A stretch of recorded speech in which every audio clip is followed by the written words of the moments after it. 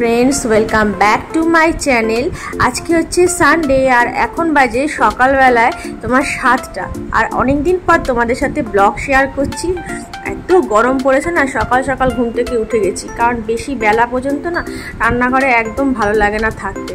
और बानिয়ে নিয়েছি সকালের ব্রেকফাস্টে সুজির उपमा, एकदम चटजल्दी একটা দারুণ মুখরোচক একটা খাবার। গরমে টেস্টিও খেতে হবে আবার তাড়াতাড়িও করতে হবে। রোদ লাগবে তো চোখে।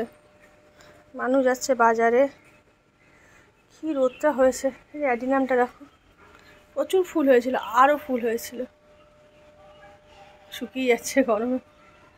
আর আমার রাবার গাছটা দেখো কত বড় হয়ে গেছে, ঠিক আছে, বিশাল বড় হয়ে গেছে। চললো বাজার থেকে।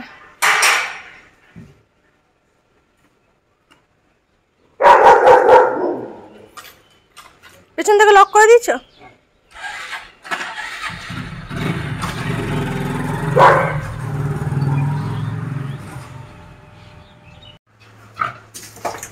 তুই কি দেখছিস বাজারের, কি বুঝিস? কি নিয়ে এসছো? পেঁপে কালারটা কালার বড় পেঁপে, এই জল তেষ্টা পেয়ে গেছে আর জন্য জল খেতে গেছে। আর কি মাছ পেয়েছো আজকে? ফল খাও, ফল। ফল তো আমি খাওয়া, তরমুজ। ফল নিয়ে এসেছি। মাছ নিয়েছো? কাতলা মাছ? রুই মাছ নিয়ে এসেছি, বড় চিংড়ি মাছ নিয়ে এসেছি। বাবা বরবটি এনেছো আবার? বরবটি তো প্রথম নিয়ে এলাম।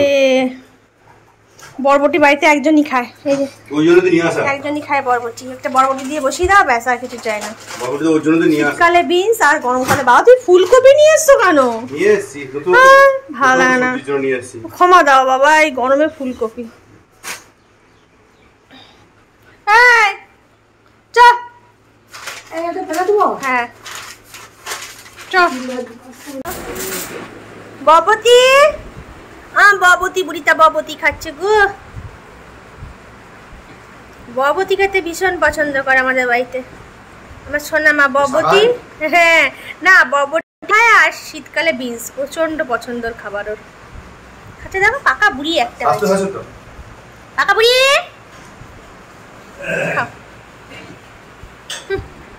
নিজে নিজে ছিঁড়ে ছিঁড়ে খাচ্ছে।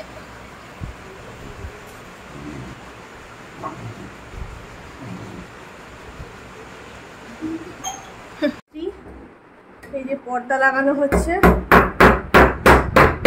এই পর্দাটা লাগানো হবে এই ঘরে। আর অলরেডি দাঁড়াও লাইটটা জ্বালায়, সব যন্ত্রপাতি নিয়ে বসেছে। এই ঘরটা, এই লিভিং রুমটা যেহেতু ইয়েলো ছিল, মানে এই যে এটা যদি ইয়েলো কম্বিনেশনে ছিল, সেই জন্য এই কার্টেনটা আর এটা পুরোটাই ইয়েলো রেখেছি। এই জন্য সব লাগালো বসে বসে আমার মিস্ত্রি, লাগিয়েছে। আর ওই ঘরটা বাকি আছে।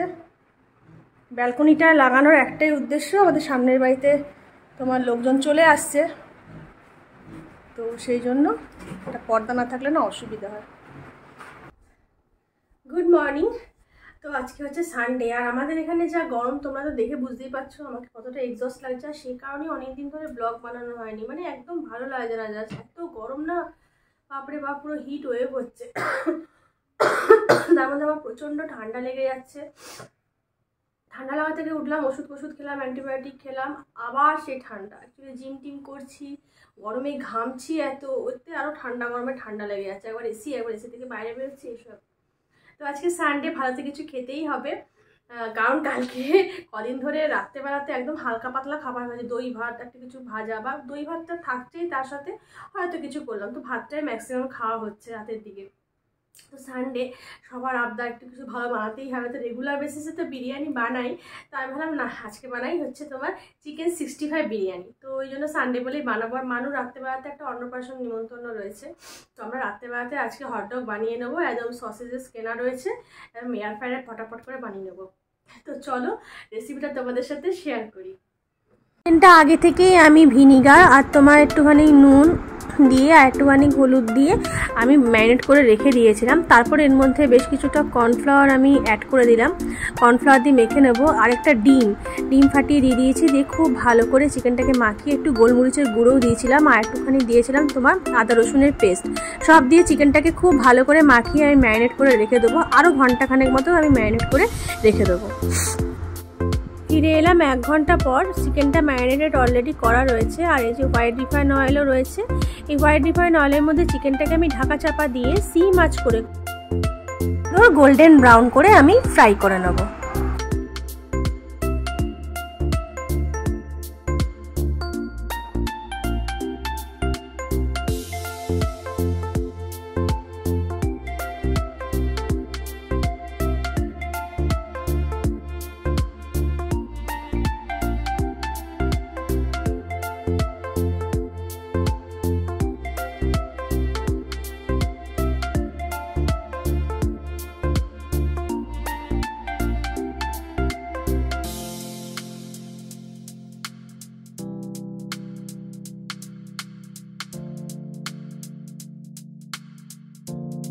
তো দেখো সবকটা চিকেন ফ্রাই হয়ে গেছে। আর এদিকে কড়াইয়ের মধ্যে আমি একটুখানি কারি পাতা দিয়েছি, খুব বেশি করে পেঁয়াজ কুচিয়ে নিয়েছি, দিয়ে নুন দিয়ে পেঁয়াজটাকে সুন্দর করে ফ্রাই করব। আর এই যে ভাতটাও আমার হয়ে গেছে। আর এই দেখো আমার লালা এঞ্জেল চলে এসছে আবার বদমাইশি করতে, ওর যা খাবো সেটাই ওর চাই, যাই হোক না কেন। তো যাই হোক, এবারে হচ্ছে ভালো করে নাড়াচাড়া করে নিয়েছি, পেঁয়াজটাও কিন্তু গোল্ডেন ব্রাউন হয়ে গেছে। এবারে এর মধ্যে আমি একটুখানি জিঞ্জার গার্লিক পেস্ট দিয়ে দিচ্ছি, খুব বেশি করে, দিয়ে সেটা দিয়েও খুব ভালো করে আমি কষিয়ে নেব।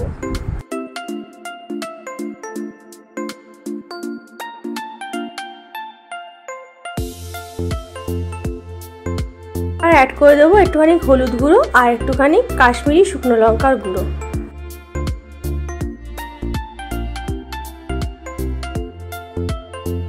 আর অ্যাড করে দিচ্ছি বেশ কিছুটা পরিমাণে ধনে গুঁড়ো, দিয়ে খুব ভালো করে ড্রাই স্পাইসেসগুলোকে খুব সুন্দর করে মিশিয়ে মশলাটাকে আমি কষিয়ে নেবো। দেখো একদম পুরো তেল ছেড়ে কিন্তু বেরিয়ে গেছে। গ্যাসের আঁচটা একদম সিম করে দিয়ে অল্প অল্প করে টক দই দেবো, দিয়ে আর মানে কষিয়ে নেবো খুব ভালো করে। বিরিয়ানিতে তো টক দই দিতেই হয় বিরিয়ানি গ্রেভিতে, নাহলে কিন্তু ঠিক মানে তোমার মানে টেস্টটা ঠিক মানে ভালো লাগে না। তো ওই ধরনের টক দই দিচ্ছি আর গ্যাসের আঁচটা কিন্তু একদম সিম করে দিচ্ছি, নাহলে কিন্তু তোমার দইটা কেটে যেতে পারে। দিয়ে আবার খুব সুন্দর করে আমি মশলাটা কষাতে থাকবো। একটুখানি টমেটো সস অ্যাড করে দিচ্ছি, Maggi hot and sweet sauce যেটা সেটা, আর অ্যাড করে দেবো হচ্ছে গ্রিন চিলি সস যেটা সেটা, দিয়ে খুব ভালো করে মিশিয়ে নেবো। যদি সোয়া সস ঘরে থাকে সেটাও তোমরা অ্যাড করবে, আমার কাছে ছিল না, শেষ হয়ে গেছিলো, তাই সোয়া সস অ্যাড করতে পারলাম না। দিয়ে খুব ভালো করে কষিয়ে নেবো, দিয়ে কষানোর পরে খানিকটা তারপরে যে ফ্রাইড চিকেনটা যেটা আছে সেটাও দিয়ে দেবো। এটাকেও মশলার সাথে খুব সুন্দর করে নাড়াচাড়া করে কষিয়ে নেবো, একদম ড্রাই একটা চিকেন 65 মানে তৈরি করে নেবো।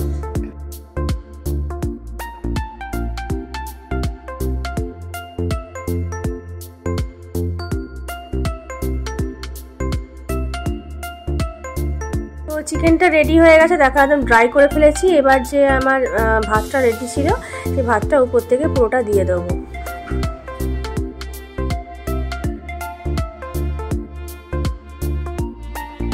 সমস্ত ভাতটা দিয়ে দিয়েছি। এবার উপর থেকে আমি এভারেস্টের যে শাহি বিরিয়ানি মশলাটা ওটাই আমি অ্যাড করি বিরিয়ানিতে, আর কোনো সময় ঘরেও বানিয়ে নিই, তো ঘরে বানানো মশলাটা শেষ হয়ে গেছে, তো এভারেস্টের শাহি বিরিয়ানি মশলাটা খুব ভালো করে দিয়ে দিলাম।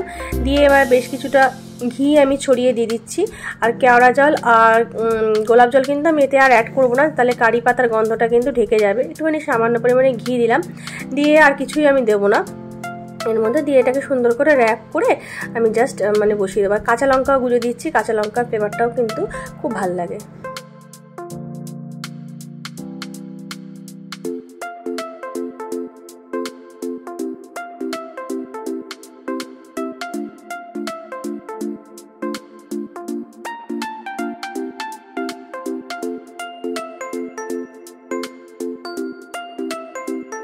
তো খুব টেস্টি কিন্তু বিরিয়ানিটা হয়েছিল, তোমরা অবশ্যই কিন্তু এভাবে বানিয়ে দেখো, একটু অন্য ধরনের বিরিয়ানি, স্পাইসি। আর সাথে বানিয়ে নিয়েছি রায়তা। তো রবিবারের লাঞ্চ কিন্তু দারুণ আমাদের জমে ক্ষীর। আর গরমকালে বুঝতেই পারছো সবার একদম ইন্টারন্যাশনাল ড্রেস, তো কেউ আর রিভিউ দিচ্ছে না। আর এইদিকে দেখো এঞ্জেলও শুয়ে পড়েছে, ওরও গরম লাগছে, কতক্ষণে খেয়ে আমরা যাব এসিতে, সেই অপেক্ষাতেই ও শুয়ে রয়েছে। হাত থেকে রেহাই পাওয়ার জন্য মিষ্টি দই নিয়ে আসা হয়েছে, এটা খাওয়া হবে। ও দারুণ আরাম।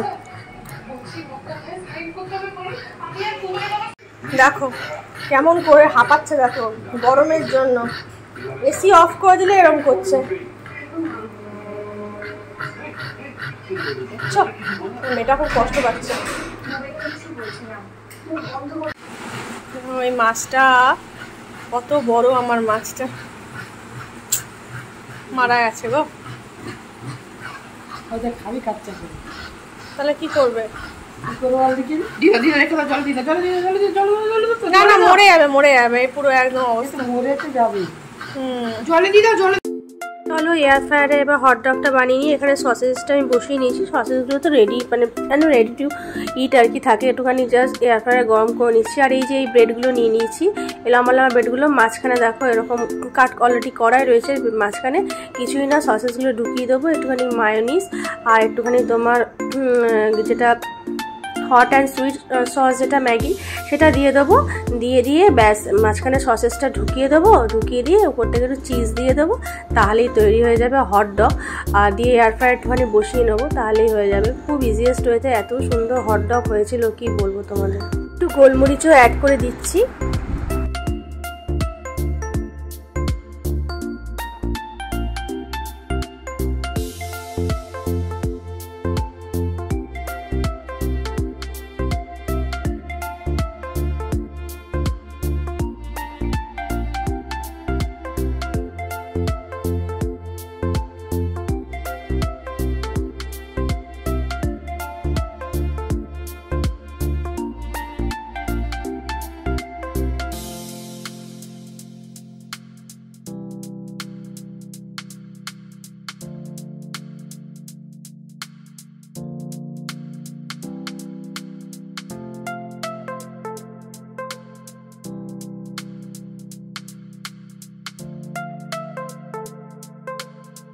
তো হটডগ রেডি। আজকে রাতের ডিনারটা হটডগ খেতে খেতে তোমাদের সাথে গুড নাইট করলাম, ব্লগটাও শেষ করলাম। সবাই খুব ভালো থেকো, সুস্থ থেকো, সাবধানে থেকো। Tata, bye bye, good night.